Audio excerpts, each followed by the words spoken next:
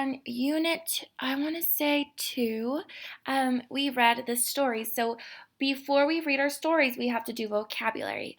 So these are the 3 vocabulary words we are going to do. So the first one is the word shelter. The second word is the word pointy. And the third word is the word tongue. So let's see what they mean.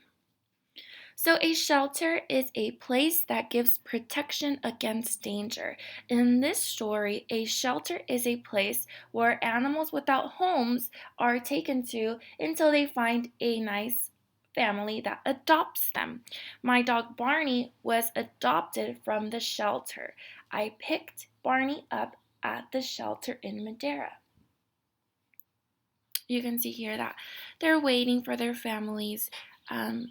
Or to find them, or they can also be just waiting there for someone to make them a member of their family.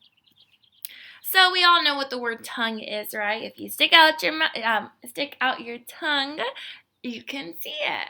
So that is a tongue right there. The dog licked me with his tongue. That one's an easy one.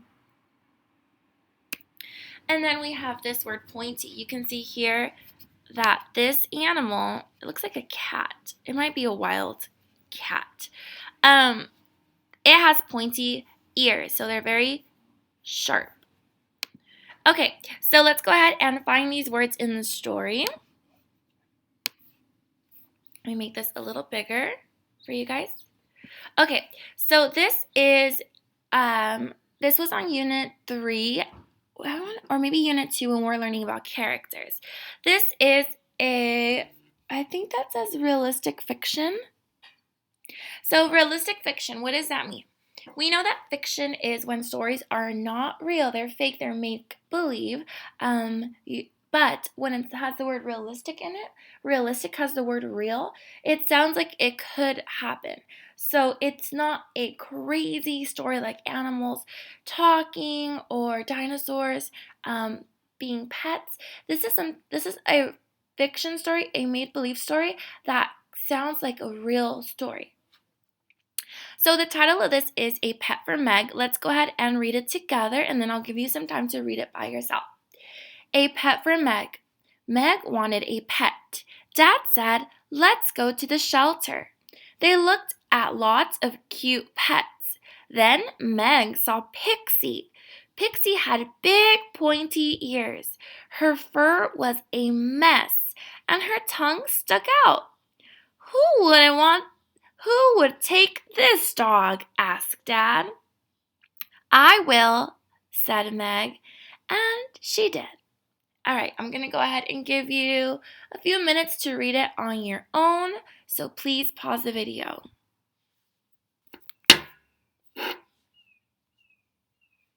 All right, friends, so let's go ahead and see if we can find our 3 vocabulary words in the story.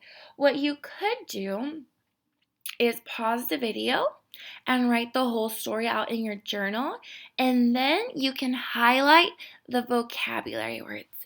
So I see the word shelter right here. So Dad took Meg to the shelter. And then our second word was tongue. So it says her fur was a mess and her tongue stuck out. And you can see in the picture that it's sticking out. And then our third word was pointy. So let's find it. Oh, it says right here. Pixie had big pointy ears. And Pixie does have very large, very pointy ears. So let's go ahead and answer some questions. Oh, so there are the 3 words, shelter, pointy, tongue. What you could do also, if you want to do a little bit more work, is that you can pause the video here, draw the 3 pictures, write the words, and then make a unique or your own sentence for each of these words. All right, so let's answer these questions. Meg wants a pet. What does this tell you about her? So what does a person who wants a pet tell you about themselves? I would say that they want to be responsible. Another thing I would say would be perhaps they are very loving, or love pets or love animals. So you can also, another activity that you can do, you don't have to, but you could, and I encourage you to try, is that you can write a sentence for all of these answers. So what does this tell you about Meg? She wants a pet. What does that tell you about her as a character? Also, the second one says, how would you describe Pixie? So you can go back to the, sorry, my dogs are, give me a second, friends. Sorry, my dogs were playing a little bit too rough. You could go back to the story and you can see what adjectives are used and what noun they were describing. So obviously we know she had pointy ears.